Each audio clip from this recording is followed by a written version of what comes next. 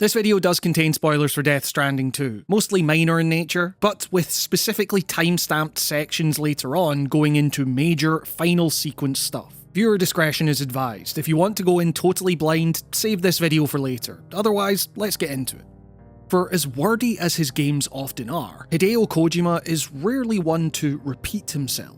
Even if I had my problems with it back in 2019, one thing I always appreciated about the original Death Stranding was its ability to have you envisioning sentences that had previously never been conceived in the English language before. The director of Drive lending his likeness to a post-apocalyptic walking simulator sponsored by Monster, that kind of thing. For all the issues people might have with him, Kojima is the kind of director that has built a career out of keeping people guessing. It's clear from the design of his games, with each Metal Gear largely presenting a wildly different mechanical and systemic experience to the last. But perhaps what has struck me most about the now 90 hours or so I've spent with Death Stranding 2, by comparison, is just how well trodden the ground it walks is. To be clear up front, the original Death Stranding grew to become one of my favourite games, and I have come away from the sequel equally buzzing with excitement. That said, if you weren't picking up what the original Death Stranding was putting down, there is almost nothing here to convince you otherwise. Further than simply introducing more tools, aiding in your journey, the structure of Death Stranding 2, both mechanically and narratively, is almost identical to the first game.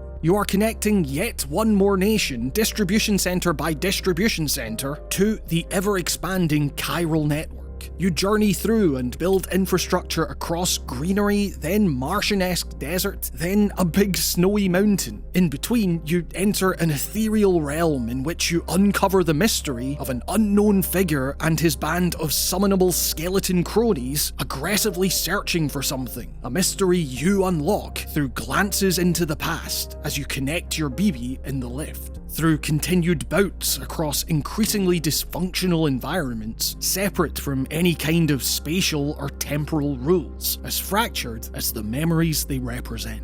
In short, each Metal Gear game felt like its own distinct thing. It was quite staggering then to spend so long playing Death Stranding 2, which, as I poured metal and ceramics into roads and inserted zip lines into every nook and cranny of the game's more mountainous regions, very much felt like more Death Stranding. But it's important to remember that while it's rare for Kojima to repeat himself in a design sense, it's not unheard of. In fact, at his most overtly repetitious, as we all played through a recreation of the Shadow Moses incident we experienced just one game prior, he managed to create one of gaming's most infamously meta and prescient texts in the form of Sons of Liberty. And while I don't think On the Beach is aiming for quite those levels of messing with the player's head, as we embark on one more mission delegated to us specifically for getting Sam back on his feet following a tragic loss, it was hard for me not to think that there was a purpose to every step taken through a world at once novel, yet tantalizingly familiar in how you traverse it. Every transient visual, narrative, or mechanical memory glimpsed at before fading into nothingness. Seemingly endless cycles of hope building as a new narrative path unfolds before you, the key to unlocking some crucial facet of what feels like an incomplete past, followed by the stark, agonizing reminder that you tread on decaying ground. And I have to imagine there will be no shortage of digital ink spilled from lore aficionados doing ending explained videos and painstakingly breaking down every minuscule detail of the plot and setting, and how this dude puts on his snake bandana to let you know that this is actually the secret chapter of Metal Gear Solid 5 we've all been waiting a decade for. Well played, Kojima. And unfortunately, if that's what you came here for, you might be disappointed. In part because that's not the kind of criticism I tend to gravitate toward, but also, and perhaps crucially, because in what is clearly the actual twist here, I'm joking, sorry, I read the game as a response to those people continually grasping for something that's not there. All this to say, as joyful as it feels to play more Death Stranding, my most prevalent takeaway from dozens of hours spent in On the Beach's world is its thematic preoccupation with loss and tragedy. Death Stranding 2 is a game about repetition because it is a game overcome with grief, obsessed with the incompleteness of our time together and the pain that comes with that fact. No matter how well you loved someone or something, the potential refusal to believe that it's even actually happened, and the desperate clamouring for something, anything, that could let you hold on to things as they were just that little bit longer. Now, this is an existential torment that Sam quite obviously endures in our time with him, as he deals with the deaths of those close to him in a world that, for all its appearance of heightened connectedness, and despite all your work in the first game, feels more disparate and isolatory than ever before. Crucially, however, through the near constant flickers of the past that we are made to experience, the game makes us feel a kind of grief ourselves, making it clear through our play, through our control, that we all may be in our own stages of denial over the loss of something that once was there but is no more. A kind of spectral ache, if you will. But don't let me give you the wrong idea here. As much as grief seems to form the thematic kernel of the game, the mechanical experience is utterly compelling. Death Stranding 2 is an absolute blast to play, man. It's exceedingly rare that I have the time to return to a title once I've finished reviewing it, but even having long since beaten the game, built all the roads and monorails, even writing this piece, my mind is ablaze with all sorts of things I could be doing to make deliveries more efficient, envisioning the geometry of carefully designed mountain ranges on the backs of my eyelids as I try to sleep, the same way a seasoned player might find themselves subconsciously resolving the protrusions of so many tetraminos. In reviews, a lot has already been made of the many ways in which Death Stranding 2 supposedly rounds off the edges of the infamously divisive first game. But as someone who just recently played through the original again, an experience which saw my skepticism at launch turn to full-blown adoration, and while the cavalcade of new tools here certainly provides more options to players, I'm really not sure that this isn't simply a case of people coming around to what Death Stranding was always trying to do. I mean, hell, it says a lot that even amongst the splendour of that first vista as you venture out with Lou back to your secluded shelter, the unabashed glory of that open trek through crumbling desert, with puddles convincingly undulating under your feet, raindrops pitter-pattering on your controller like no raindrop has before, good enough to convince me once again of the wasted potential of the DualSense, and with absolutely zero knowledge of how these systems would be relevant past an intro that the trailers already revealed would get hairy, that Death Stranding porter mentality got hold of me once more. Before I knew it, I was veering off course to pick up as many chiral crystals as I could. And as I walked through the wonderfully atmospheric desert in that first couple of hours, with the wind blowing across the controller, the music, the cacti making me feel like I was traversing some spaghetti western movie, got me thinking about games with similar settings. When you think about what you are mostly doing in, say, Red Dead, largely just holding up on the controller as people talk to each other, it becomes difficult not to argue that Death Stranding drilling down on rendering basic movement as this wildly dense mechanical experience sets it as what should be the standard bearer for traversal in open world games. It's all about as direct an extension of the first game's mechanics as it is possible to be, bolstered by the same kind of carefully curated level design of these environments that was so genuinely impressive about that first title. It still perfectly walks that tightrope of looking like it's all being pulled directly from real-world geometric data, but with each rock face also feeling purpose-built to accommodate multiple systemically distinct approaches, no matter how prepared you are. Indeed, as far as that traversal goes, I can honestly say it legitimately never felt like there was any great lull in the action, so to speak. It's hard to imagine another title that makes something that other games treat as totally basic, lacking any thought whatsoever, more completely thrilling and captivating than those same games' most electric action sequences. And if you were already into Death Stranding, precisely none of this will surprise you.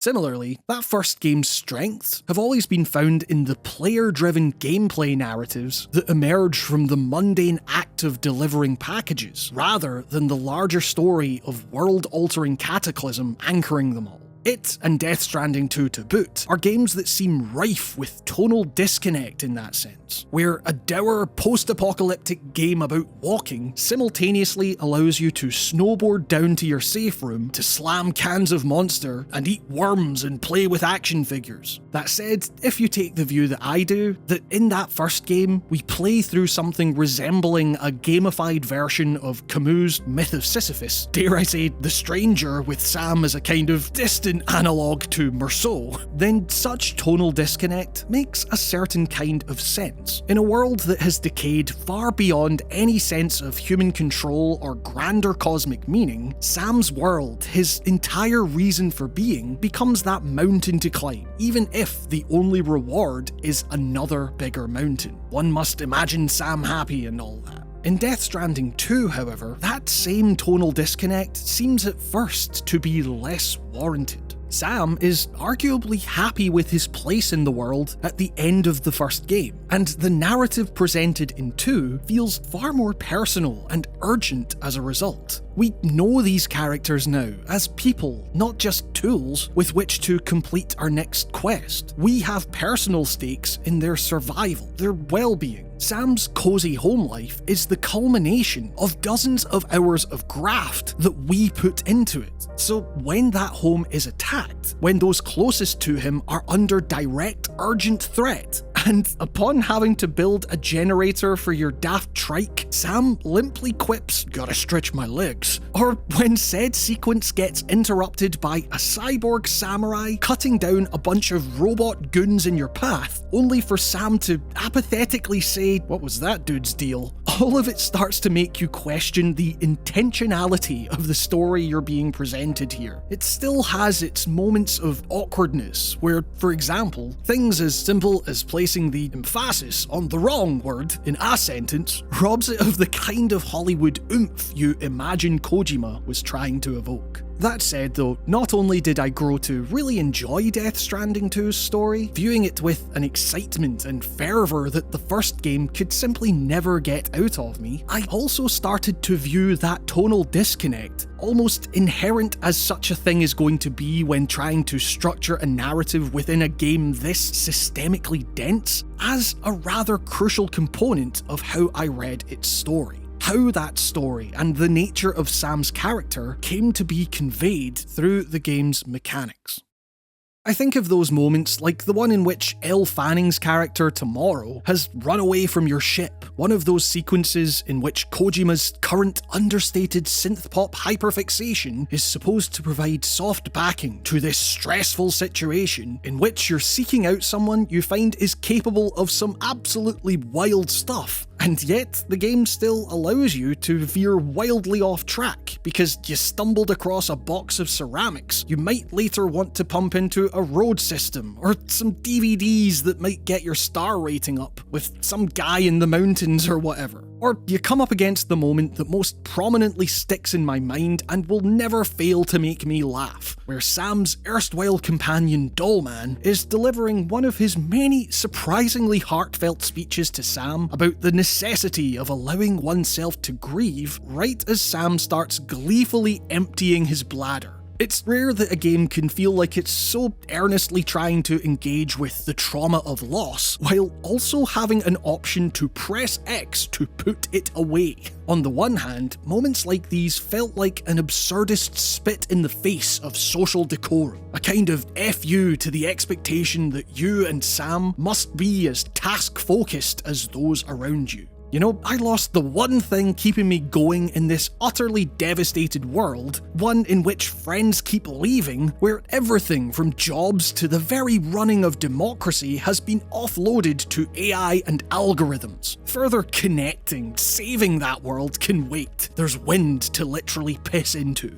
On the other hand, though, this silliness, this complete brick wall between how we might expect someone to experience and process these tragic events, and what the game consistently incentivizes you to do over the course of your many deliveries and your management of all of Sam's different systems, began to feel as if I was controlling a man in the midst of a rather seismic mental break. Indeed, if this were our own reality, far from the kinds of hallucinations that can accompany prolonged grief, Sam's experience of Lou's death could be described as straight up delusional. Now, I'm going to get a little bit spoilery here for a second, so skip to this timestamp on screen to avoid it if you need time to get to the final stretch of the game yourself. You see, on the beach is a text engulfed in this kind of prolonged grief taken to the absolute extreme. There's an event that we are all aware has happened. Lou is dead. It says so right in the lore manual. And yet, in Death Stranding 2's world, in which death itself is a messy, theologically fluid concept, we are made to spend upwards of 50 hours laying out the infrastructure of one more entire continent as if that wasn't the case, with it later being revealed that his pals thought that for Sam's sake, for the sake of allowing him to endure and get past this loss, it was best to simply let things go however they were going to go.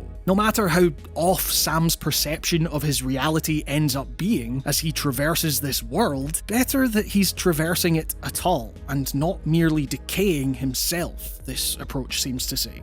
But the important thing about the way in which Sam is forced to confront that grief is that he isn't alone in this endeavour. By so directly and continually referencing the director's other games in both cutscenes and gameplay, Death Stranding 2 feels like Kojima not only confronting his own past with a series he's no longer a part of, but potentially asking those most die-hard, borderline conspiratorial fans to accept their own loss and move forward as well.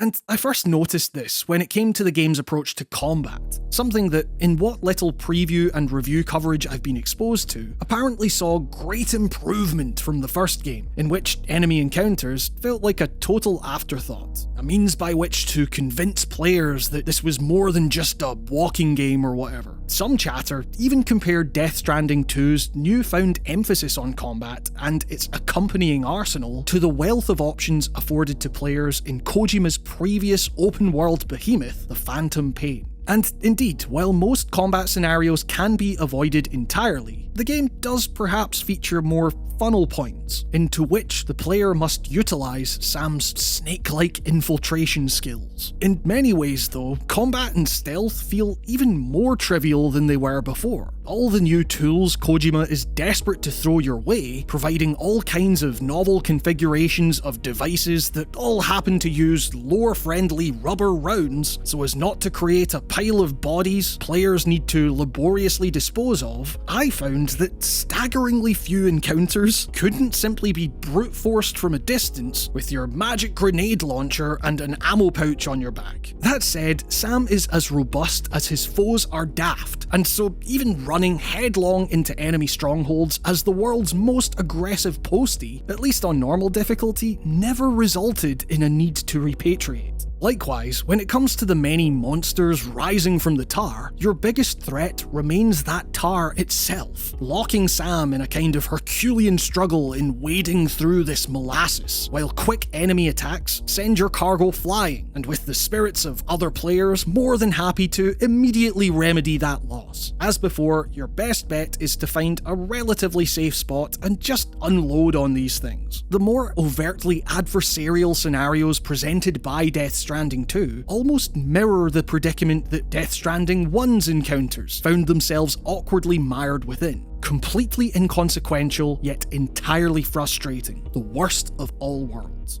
But upon reaching these funnel points, as a result of that triviality, I found myself in the weird scenario where I wasn't really focused on what I was expected to do here. There was almost never any doubt that I'd be able to breeze my way through these encounters, which left me more room to examine the context in which these encounters presented themselves. Sat atop a perch on a cliff edge, tagging hostiles and anything I could potentially utilise against them. The lens flare of a nighttime spotlight slicing across Sam's now exposed body. The approach towards an enemy stronghold in Australia possessing all the trappings of another that felt all too familiar, one in the Middle East, approached on horseback in the 1980s.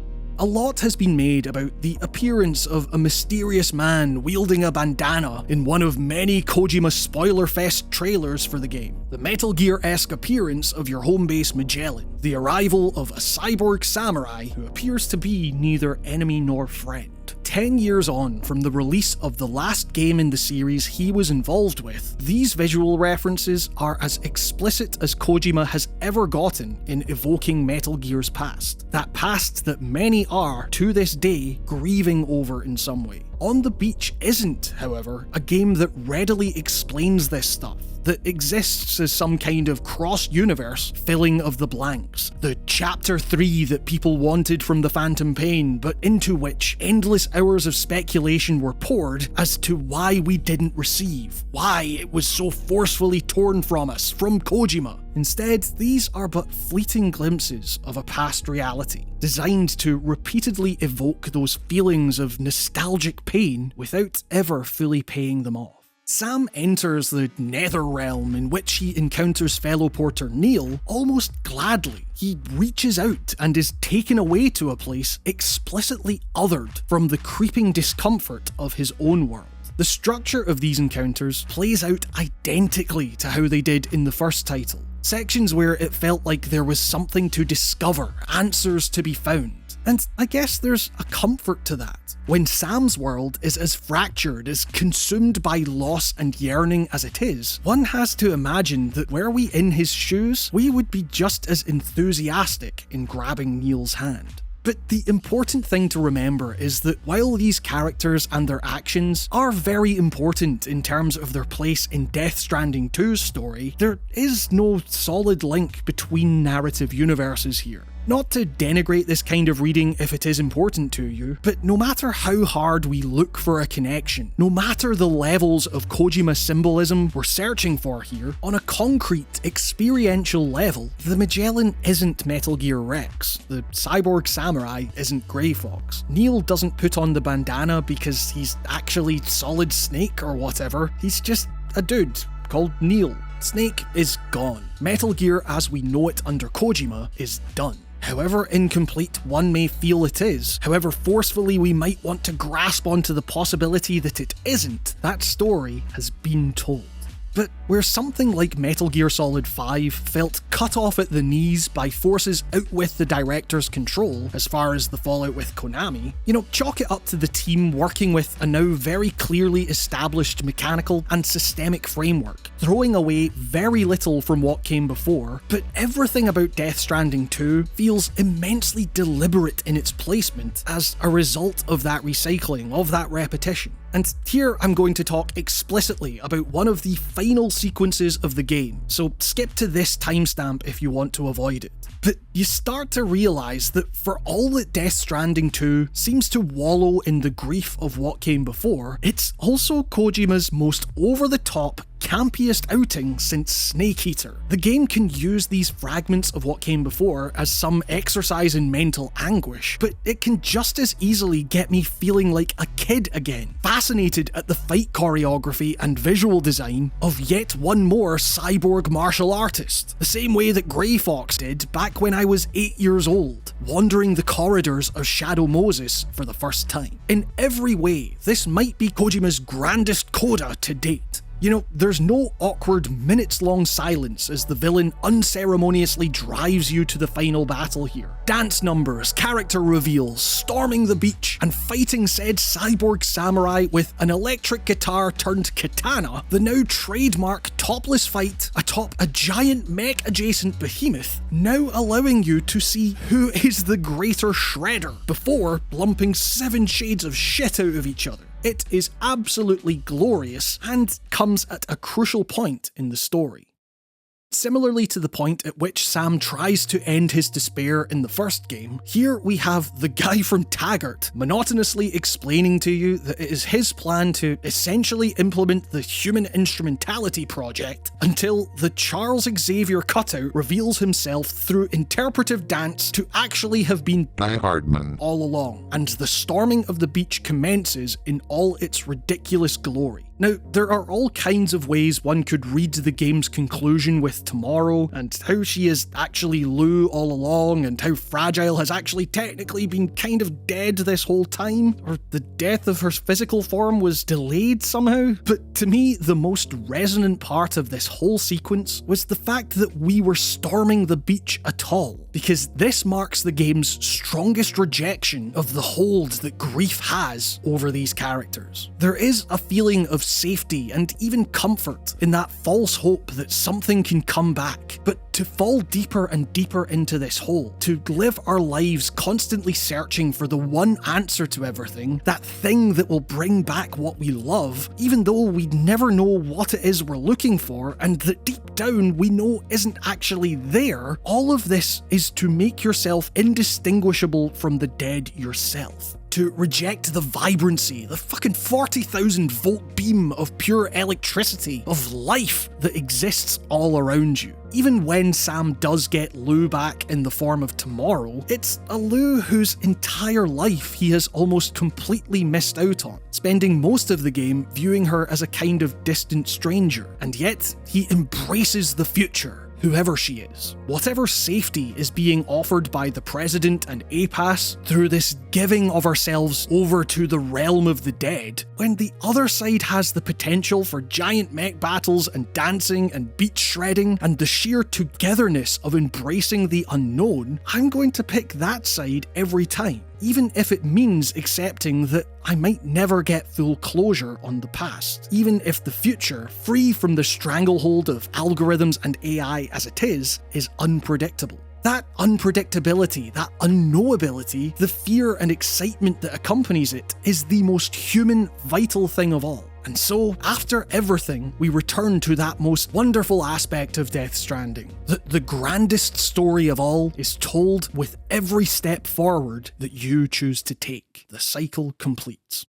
Now, when it comes to analysing art, I think about the work of minimalist composer Steve Reich a lot. This channel took its name from his book of essays, a channel that just celebrated its 10th birthday on the 29th of June, and I think it's fitting that Death Stranding 2 is the game to mark that anniversary, because while playing it, I couldn't stop thinking about one of Reich's earliest pieces come out. In it, you hear a loop played on 2 separate tape machines. Within a larger speech, the phrase "come out to show them" is played in unison. And due to the analog imperfections of tape, these machines gradually move out of and eventually back into sync with each other, a process Reich developed called phasing. The idea is that through consistent repetition, your brain starts to form to hear all kinds of interconnecting, evolving rhythmic and melodic patterns. You might view it less as speech and more as composition taking place within your own head.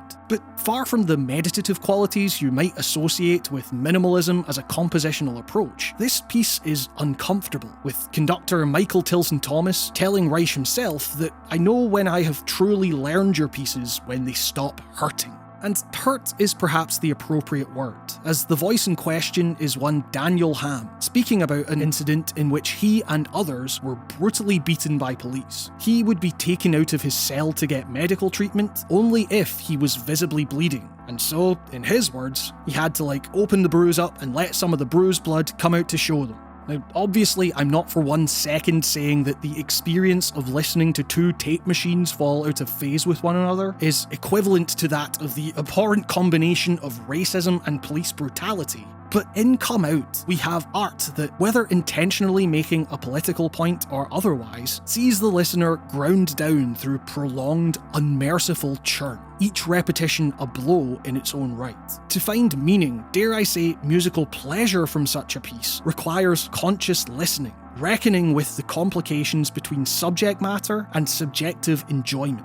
There's a lot to wrestle with in what seems like a relatively simple piece, but despite all of this, to hear Reich talk about the piece himself, it is an entirely unromantic endeavour, one of pure process, the mechanical inevitability of 2 analog tape machines completing a cycle. Especially in his later years, the composer seems to have fully given up on the ability for art or music to have any kind of larger impact on the world it exists within. But those mechanics of repetition, however, tell a story of their own.